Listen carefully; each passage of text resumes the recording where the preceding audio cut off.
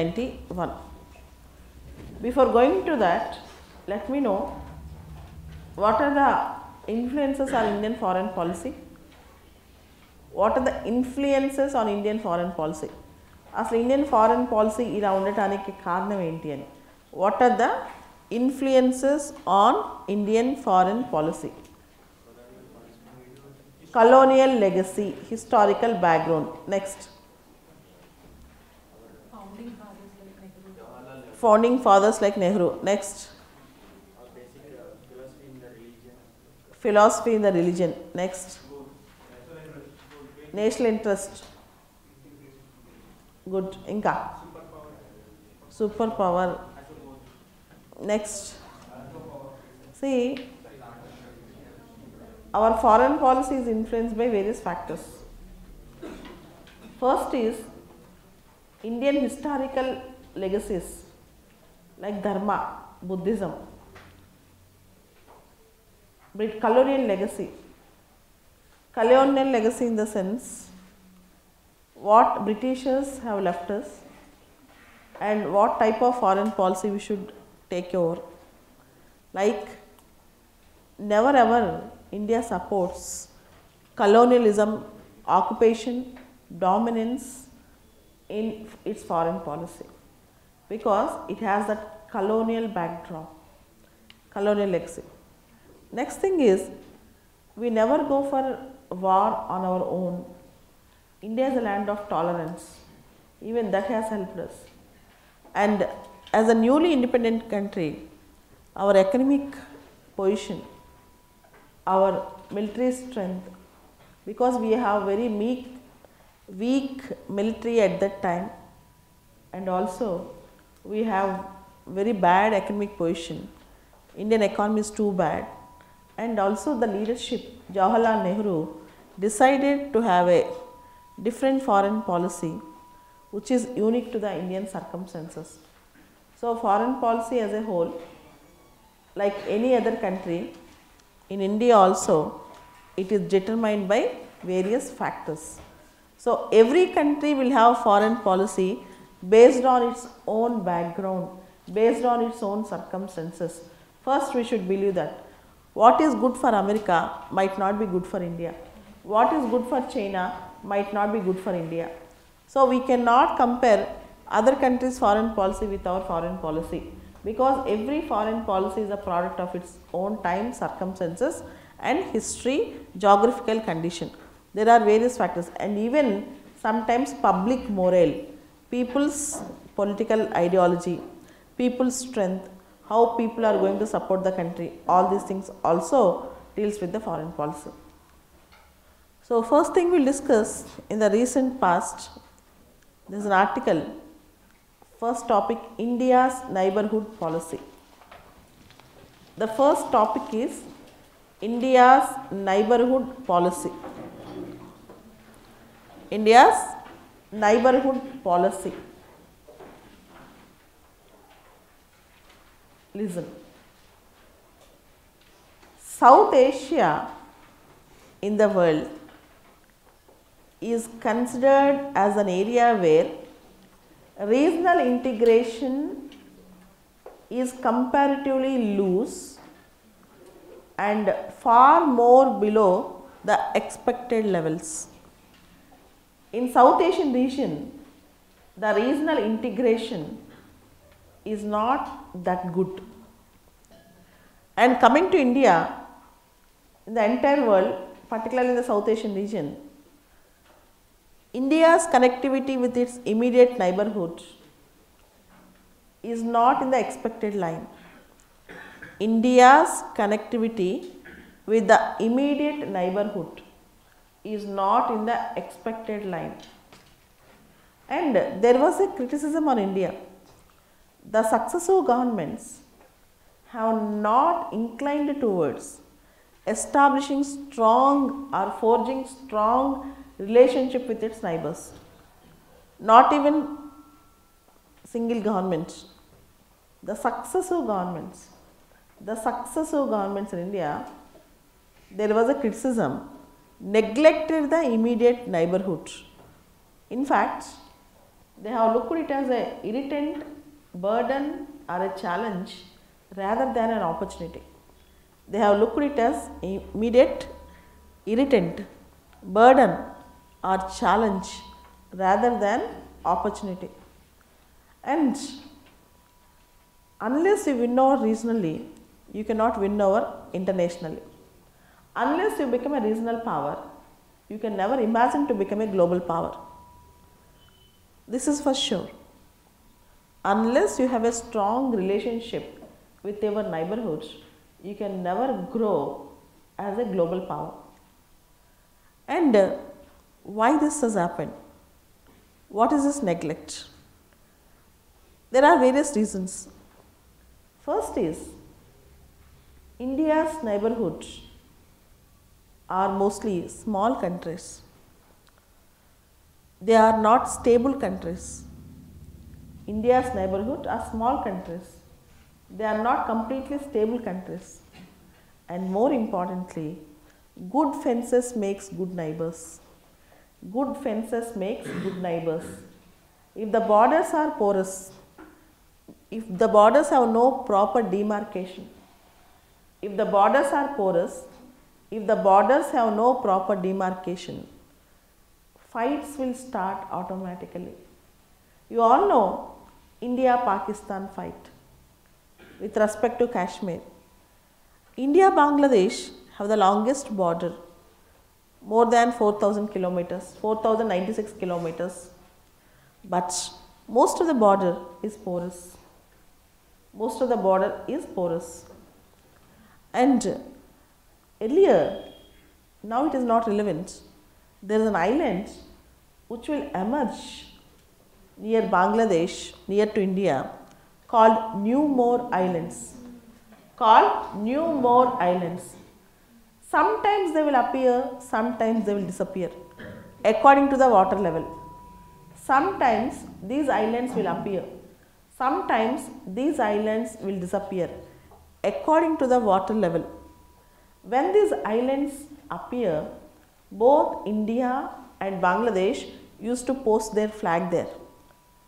Okay, there was a contentious issue. Finally, Bangladesh got the right over New More Islands. In the same way, if you deal with Sri Lanka, the fishermen issue, particularly there is one island called Kachitivu Island. There is one island called Kachitivu Island. In Kachitivu Island, it is an uninhabited island. It is an uninhabited island. Fishermen from either side go and take rest there whenever they feel tired after fishing. Fishermen from either side, they go and take rest there when they feel that they are very tired. Annually, there is a festival celebrated in the islands belonging to a church festival. Only in that time, the island will be very busy. Afterwards, it will be uninhabited island.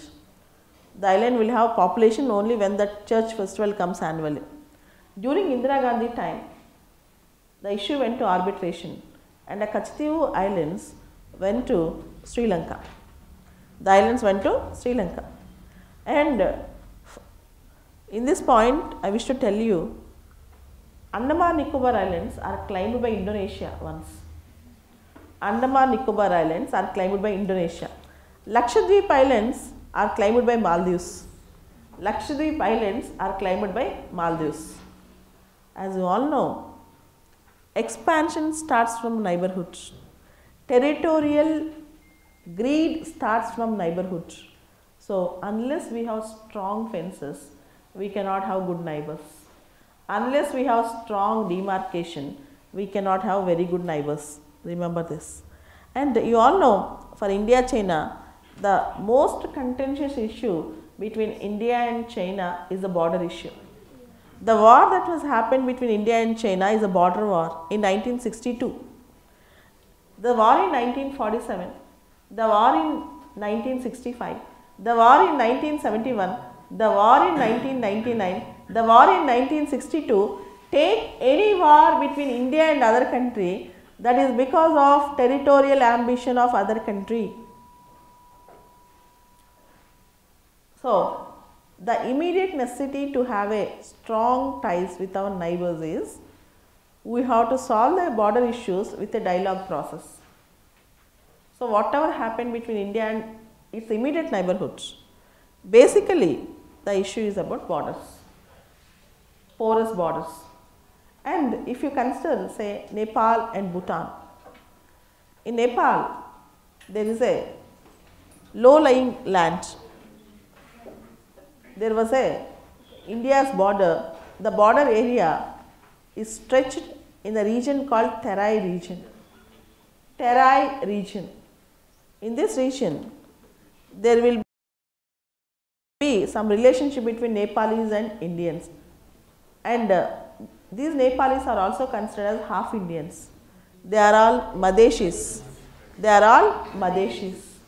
So, Indian interest lies in protecting the Madeshis. India's interest lies in protecting the Madeshis. So, India obviously tries to help Madeshis. So, these are all the issues where most of the irritants between India and its neighbors is because basically of border issues relating to border or border issues. It might be money laundering issue, it might be terrorism issue, it might be trafficking issue, it might be women trafficking issue, it might be smuggling, it might be arms and ammunitions, it might be drug trafficking, it might be drug trafficking. So, these are all the basic fundamental issues in India, between India and its neighborhood.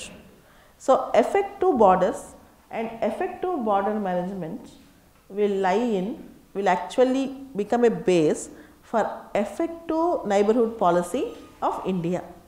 For effective neighborhood policy of India, this is the first thing which you have to remember. And next thing, here India is shifting from its traditional policies, certain policies. For example, India had a very good policy called Atithi Devo Bhava. Whoever comes to India, it used to give a helping hand, a warm welcome to the refugees, Chakma refugees, Tibetan refugees, Tamilian refugees, Jewish refugees. So, till now India's foreign policy is helping hand mostly to all the neighborhood whoever comes to India for in distress. For the first time, India has taken a U-turn in its foreign policy with respect to Rohingya issue. For the first time, India has taken a U-turn in its foreign policy with respect to Rohingya issue. That means, Indian foreign policy though have become pragmatic, but in the immediate neighborhood, as you all know, in Myanmar, with Myanmar we have a border, and whenever there is an issue in Myanmar, India has to take a strong stand. Particularly Rohingya issue is a human rights issue, and India's decision to deport 40,000 Rohingyas is a cause of concern, and also it reflects India's neighborhood policy in the modern times.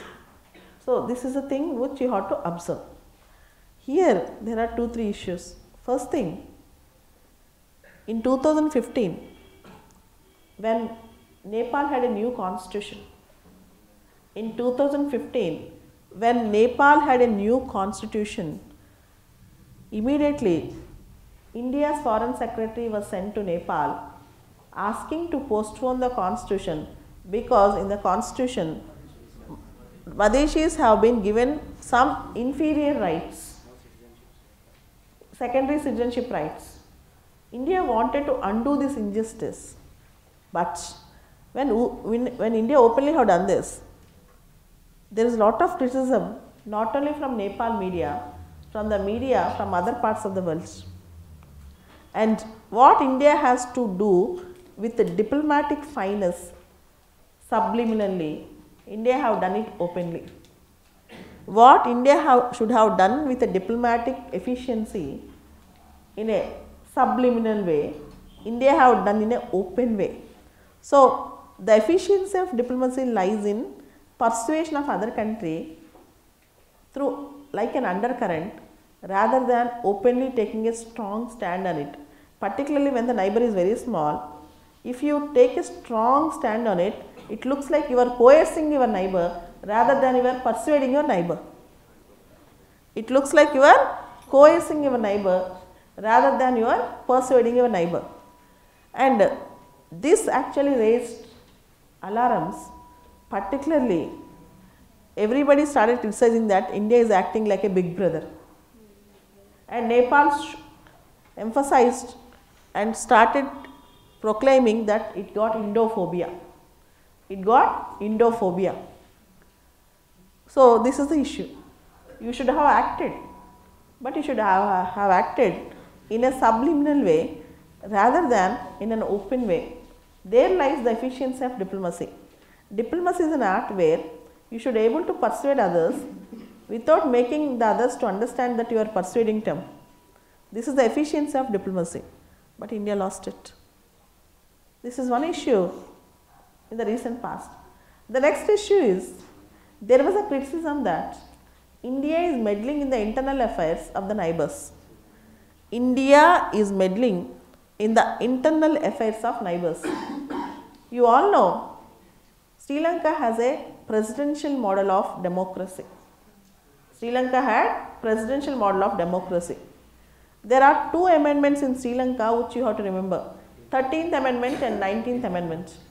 There are two amendments in Sri Lanka which you should remember. One is 13th amendment, second is 19th amendment. 13th amendment is not yet passed. 19th amendment got passed in 2015. 13th amendment not yet passed. The 13th amendment of Sri Lanka, which is India is strongly supporting, is autonomy to north and northeastern regions. Autonomy to north and northeastern regions where the Jaffna and other Tamilian majority provinces are located. Autonomy. 13th amendment not yet passed.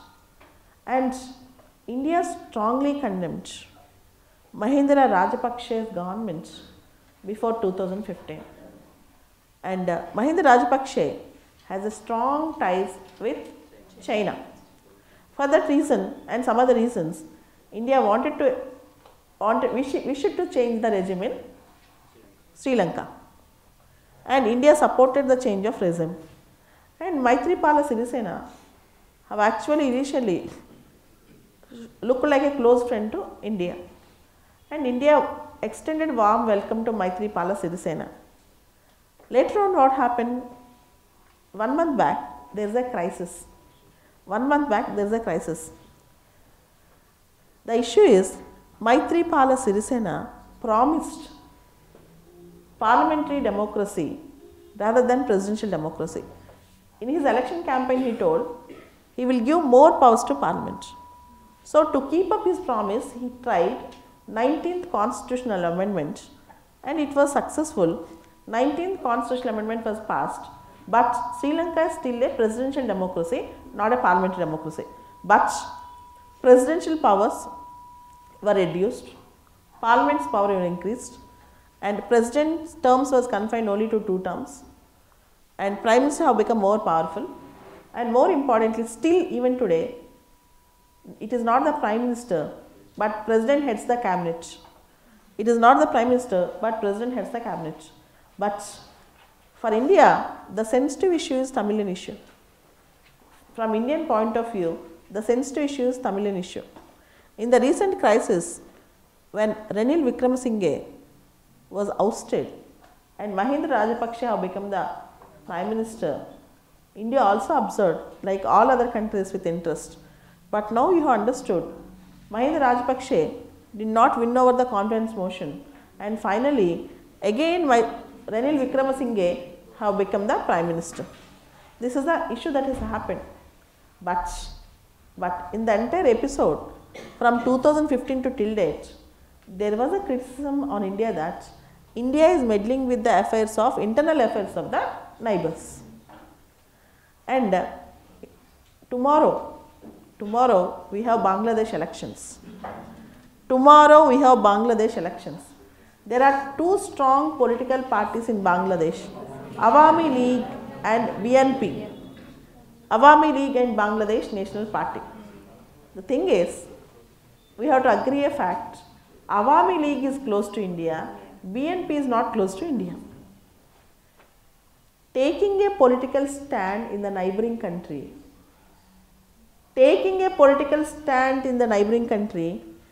is against India's interest in the long term. Small logic. Taking a political stand in the affairs of the neighboring country will affect India's interest in the long term. Why? Because you all know in every country there will be an anti-incumbency factor. No government, no political party is permanent for a long time in any country. There will be a change and there should be a change. There will be a change and there should be a change.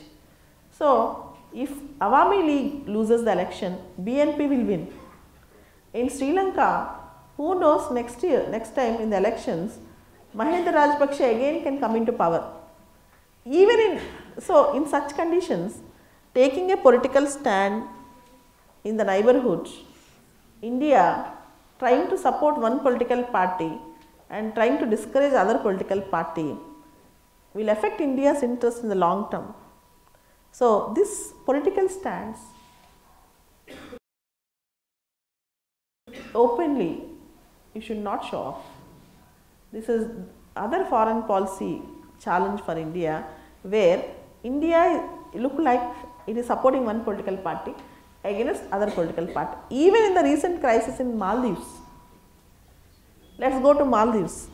Even in the recent crisis in Maldives, if you see the situation, India is strongly supporting Mr. Soli. Abdul Amin government, India wanted democracy in the neighbourhood all the time. We all know that India loves democracy. We all know that India supports democracy. But India should have supported establishment of democracy in the Maldives in a very subtle way, rather than claiming that India wants elections, India wants democracy in Maldives, discouraging Amin. Tomorrow again, who knows, Amin might come. So, either in Nepal or in Bhutan or in Bangladesh or in Sri Lanka or in Maldives or in Pakistan, should never take a political stand. There will be some favoritism, there is no doubt, but it should be in a very subtle way. It should never be claimed openly. Now, every common man in India knows and understands to which political party in the neighbourhood India's favoritism goes. Okay, this is the very small thing which we ignore all the time. Okay, and next thing, in India's foreign policy with its neighbourhood, there is a doctrine called Gujarat Doctrine. Here comes a very important issue. Do some help to your neighbours without expecting much back from them. Do some favour to your neighbours without expecting much back from them. India traditionally very conservative in helping its neighbours, and India's economic capacity is not too good to help its neighbours like China. There is no doubt about it. But now if you see, there is a shift in India's policy. In Maldives, we have given $1.4 billion financial assistance. $1.4 billion. Though India, with its limited capacity, from the beginning, India supported Bhutan. in its 5-year plans.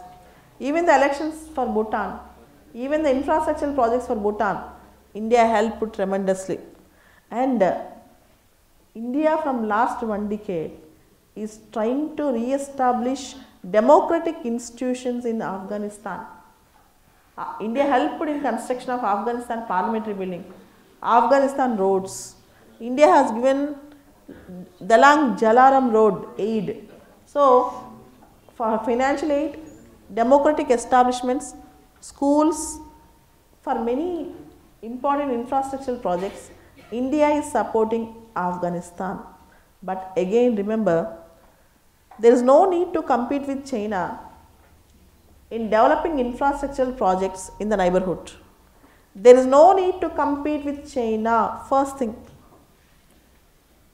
China had a policy called String of Pearls policy.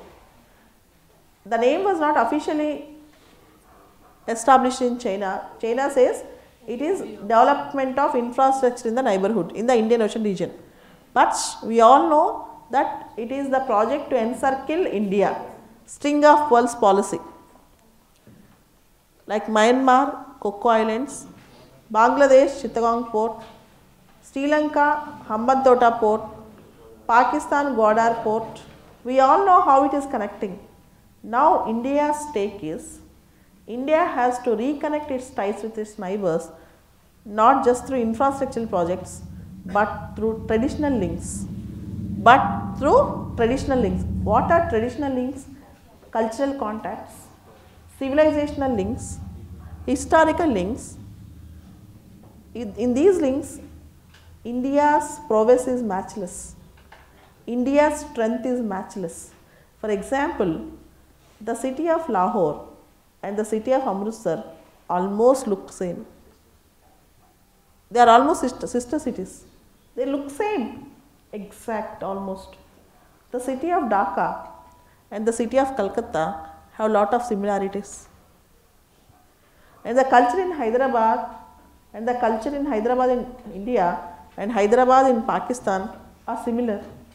So why don't you develop such affinities between Indian cities and the cities in the neighborhood? Why don't you increase people to people contact? Why don't you increase the communication lines, the airbus, the aircrafts properly between our country and immediate neighborhood? Road contacts, rail contacts, ship contacts, that is port contacts, what not. We have lot many opportunities to establish connectivity with our neighbors. But unfortunately, the flight frequency between the Hyderabad and Abu Dhabi, New Delhi and say London and Chennai and Singapore is far more than the flight frequency between our immediate neighborhood. So connectivity, people to people contact, tourism, cultural affinity, cultural festivals, they all play a great role in bringing the neighbors together, in molding the neighbors together, in combining the neighbors together. So you can work on all these things. In fact, the trade also helps, but the intra-regional trade within our neighborhood is just 5% compared to their international trade. The intra-regional trade within our neighborhood is just 5% compared to international trade. This is again an issue, a serious issue. And you all know SAARC summits are being postponed and all the time they were postponed. From 2016 to till date, we are waiting for a SAARC summit. We are waiting for SAARC summit to happen. This is the most pathetic issue. The thing is, irrespective of any disturbance, the summit process should go on. Irrespective of any disturbance, the summit process should go on. We are awaiting for 19th SAARC summit from the last 5 years. We are awaiting for 19th SAARC summit from last 5 years. The summit should be held in Islamabad. Pathankot attacks, after that for some reason or the other, summits are being postponed.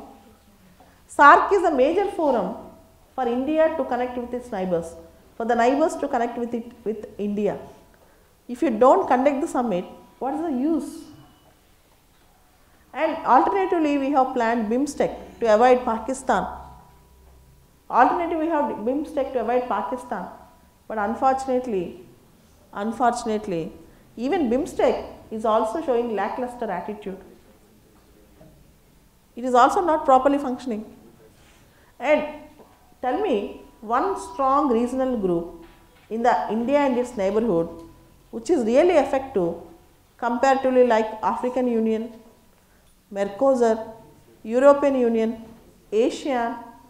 We don't have. That is the reason why South Asia as a whole is loosely connected, and particularly India and its neighbors are not at all properly connected. They are not at all properly connected. And in the era of regional groups, in the era of regional forums, in the era of regionalism, if you see this regional significance, regional connectivity, you will really understand what is lacking in India and its neighborhood policy. What is lacking is strong connectivity. What is lacking is strong convergence. Strong convergence. And the most important point that affects neighborhoods and India is, in almost all the neighborhood countries in India, there are no stable democracies. For example, take Myanmar. Till recently we have military junta. We have NLD government in the lead today, National League for Democracy in Myanmar, led by Aung San Suu Kyi, but still we cannot truly call Myanmar as a true democracy even today. Coming to Bangladesh, with respect to instability in the government, conservativeness, corruption, terrorism and orthodox society, we cannot truly claim Bangladesh is a stable government, has a stable government. Nepal, you all know, till recently, Nepal is in the hands of Maoism. And Bhutan, up to 2008, Bhutan is a monarchy. After 2008, it has become a constitutional monarchy. And you all know Pakistan, failed government, Sri Lanka, Tamilian crisis, constitutional crisis, Maldives, political crisis always, Afghanistan, weak democracy. Weak democracy. If the entirety of our neighborhood have their internal democracy deficit and unstable governments, how can we expect a proper connectivity between India and its neighborhood? This is also a challenge. Unless there is a stable system, stable democratic methods, India will have a proper neighborhood. For that reason, India always says democracy should come first. Democracy first for India. Human rights first, stable governments first. So, India always tries to proclaim that India wanted to visualize a neighborhood with a stable democracy. And more importantly, the China factor. The China factor. This is again an issue. China never ignore even a small country. China never ignore even a small country. China's soft power policy. China's soft power policy. China wants Chumbi Valley. China wanted to have connectivity with Nepal. China wanted to have infrastructural projects in Bangladesh. What not? China wants everything in the Indian neighborhood. And with its big hand, with its fatty pocket, China can easily persuade India's neighbors. China can easily persuade India's neighbors. So, for all these reasons, there is an urgent need for India. For all these reasons, there is an urgent need for India to have an effective neighborhood policy. And in the recent Hindu paper article, the author suggested India should use certain mechanisms like South Asian University, SARC University, cultural contacts, and Prime Minister Modi started a program called Project Mausam, and Modi also announced SAGAR, SAGAR, Security and Growth for All in the Region, SAGAR, Security and Growth for All in the Region. All these mechanisms should be used.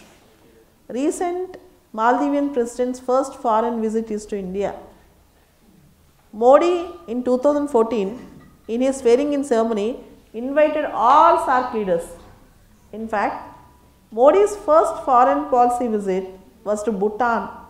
Modi's first foreign policy visit was to Bhutan. And more importantly, if you see in the recent past, India's Look East policy has been made as Act East policy. And we are trying to establish proper connections with ASEAN also. For all these reasons, we can hope better India's neighborhood policy, if the future government, the next government also tries to pursue through not only through political channels, but also through diplomatic channels. And particularly, you all know, even with the country like Pakistan, we are trying to have better ties. Recently, you all know, we have opened pilgrims to Kartarpur Dargah. See, cultural contacts will definitely pave the better way for India. Let's hope that India and neighborhood go together and India will become a regional power to pursue its final goal of strong power in the world. This is the debate.